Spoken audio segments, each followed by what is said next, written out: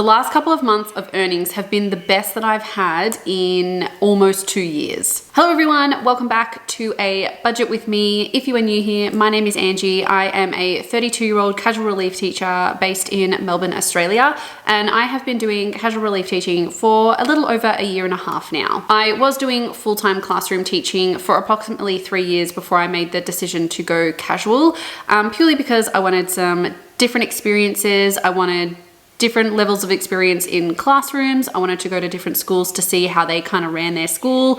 And also, just to be honest, I needed a break. Last couple of months have been really quite amazing. I don't think I did a budget with me for last month. I think I kind of missed the date of uploading. So I am gonna be like a little month behind, but that's okay.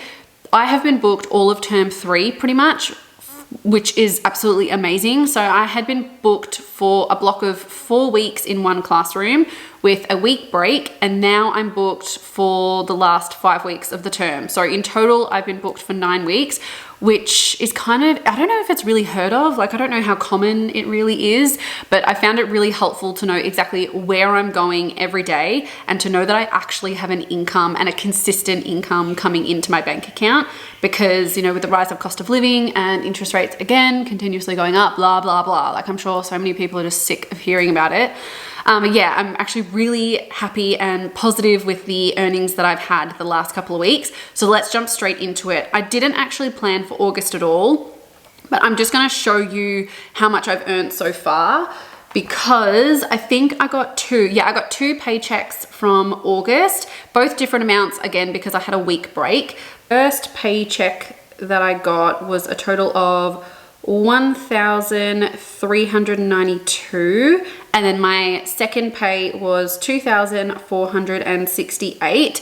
Now I do get paid $406 a day, I think it is, but where I'm currently teaching, as in like where I'm currently employed at for the term, I get taxed, I think it's like 32.5% or somewhere between 32.5% and 45%, because the daily rate is so high, and because I'm earning so much in a big chunk, I actually get taxed quite a fair bit, which is fine, because at another school I get the tax-free threshold. So even though I probably earned like another 30 whatever percent on top of this, it's okay, because I'll get a big chunk back the next financial year when I do my tax. So in August, I got a total of $3,860 for earnings. For YouTube AdSense, now I'm gonna put a photo of the YouTube video that did so well recently that I actually got paid, what was it specifically, from YouTube AdSense? It was the most that I had ever earned from a video, even in a month on YouTube. I ended up getting $366.73, and that's from a video that had about 35,000 views, and I'm still earning AdSense on top of that from that video because it's still doing quite well. But that's the most amount that I have ever earned from any kind of YouTube video in a very short amount of time. So even though that doesn't probably sound like a lot of money, that is super exciting for me, and I'm so interested to see what September AdSense is going to be like, because I'm pretty sure I posted that video halfway through August. So that doesn't even take into consideration the bulk of those views. So I'm really hoping that next month will be a lot higher, but we'll talk about that in a minute. So that brings a total of earnings to $4,226.73.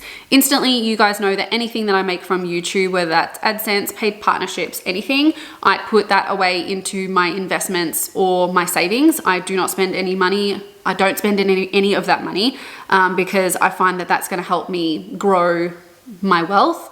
Like I could put it back into YouTube and buy, you know, like a more chunkier laptop and better editing systems and all that sort of stuff, but I feel like I'm not earning enough money from YouTube just yet to justify spending on those things. Like I actually really do want a camera lens that is more like my face here and like wide angle, so that I'm closer to the microphone so then you can hear me better, but I don't look like I'm this close, if that kind of makes sense. And those lenses are like, I think they're $400-500, which is almost like another camera. So yeah, I have to budget for that, but I'm not gonna do that until I actually start earning like really good money from YouTube, which I mean, that might never happen, but that's fine. Spotify, $19. I'm actually pretty sure if that Spotify sent me a message that on a particular date, it might be in October, that they're upping their subscription amount. And I'm like, how can you kind of justify that when, like, obviously they have to pay their workers like a pay rise because of inflation, but it's insane that they have to increase their subscriptions by that much. Stan is $16. Phone, I'm paying $30. I use the Woolworths mobile because you get 10% off your groceries once a month. So that kind of counteracts that amount that you're paying for the phone. So usually I'll do one shop in store and I'll get like $20 back on that shop instantly, just because I'm with Woolworths. So I actually think that if you are trying to save money in anywhere, this is the kind of area where you really could save money. And I've had no issues with like phone range. I'm pretty sure they use the Telstra network. So it's actually pretty good. I think it's actually much better than Optus because a lot of the time Lewis will have reception and I won't when I was with Optus. So yeah, I find that really quite handy. Let's go down to mortgage and rent. Thank goodness that the RBA has held interest rates for the last couple of months. If they had upped them the last 2 times, I think I would have cried. I'm still putting away $1,700 a month towards the mortgage. And actually, if you haven't seen the video that I put before, it is actually me talking about the fact that Lewis and I are selling the house that we bought about a year ago, which might come as a shock to some of you, but some of you may already know. It's just not working for us anymore. We want something that's a little bit smaller, a bit more affordable, and a lot less maintenance as well. This place has a beautiful garden, beautiful backyard, but we are just not gardening folk, and it's not something that we really want to spend our time doing. So we're going to probably be renting in the next, well, if and when we do sell this place, which like hopefully we do. Yeah, I'm also going to have to put in here staging, because this house is quite big for the 2 of us. And is that how you spell staging? Was that stagging? Doesn't matter. If I've spelled it wrong, leave a comment down below. Even though I'm a teacher, I'm not a very good speller. There's still parts of the house that we actually haven't got any furniture in because we just A, haven't had the money, or B, just can't be bothered filling it because we don't use those spaces. So there's a room out the front of our house that we have not got a single piece of furniture in. There's also the studio that we spent so much money and time on that has nothing in it apart from the renovation stuff that we used. So we're going to need a stager to come in. Maybe I'll put this as stager. We're going to need a stager to come in and actually put furniture in those areas for when we sell the house. I actually don't know how much it's going to be, so that I might talk about next month because we're having them come on Tuesday to give us a quote. Now, for September, I am working all the way through to the school holidays, which start, I think the school holidays start on the 15th. Do they? Let me get the calendar up. Let's have a look at the calendar together. So I'm filming this on the 27th of August. So I will get paid 1, 2, 3, 4, 5, 6, 7, 8, 9, 10, 11. Okay, 11 days in September. So let's do 11 multiplied by 406, 4,466 divided by 100 times 32.5. So I'll get taxed about 1,400. So let's say that I'll earn about 3,000-ish, 3,000 for teaching, which I feel like it's going to be less than that, but that's okay. AdSense, I'm going to say, I'm just going to like fingers, toes crossed that some of my other videos do really well, like maybe this one or the other one that I filmed a little bit earlier. Let's go 400. We've got to put it out there. We've got to put it out that we're earning big bucks on YouTube and that we're trying to grow on YouTube. So $400 for AdSense. Let's hope that we can either get that or make more. So if you are watching ads, please try and watch them the whole way through because they are super helpful. So let's say that we have a income of $3,400 for September. Now I am going away to Bali for 2 weeks. And I'm not really going to budget for that because I've already kind of got that savings kind of put away, and a lot of the accommodation we've kind of already paid for. So I'm not going to really talk about Bali too much in September. I might talk about how much I spent on Bali when I come back, just so that I can talk about all the food, the accommodation, the transportation, flights, insurance, all of that. I'll do that a little bit later. So if that is something that you want to listen to or know, let me know. Spotify, again, stays the same. Stan stays the same. Phone stays the same. Mortgage, $1,700 as usual. I got all 3 bills, so water, gas, electricity, in the last 2 or so weeks. Gas bill, $750, even though we put the heater on maybe 5 hours a day. So that's absurd with how much that is. Electricity was $450, which again, completely absurd because Lewis only sits in this room of the house and only has the laptop charger on and his electric blanket on throughout the day. Like, that's it.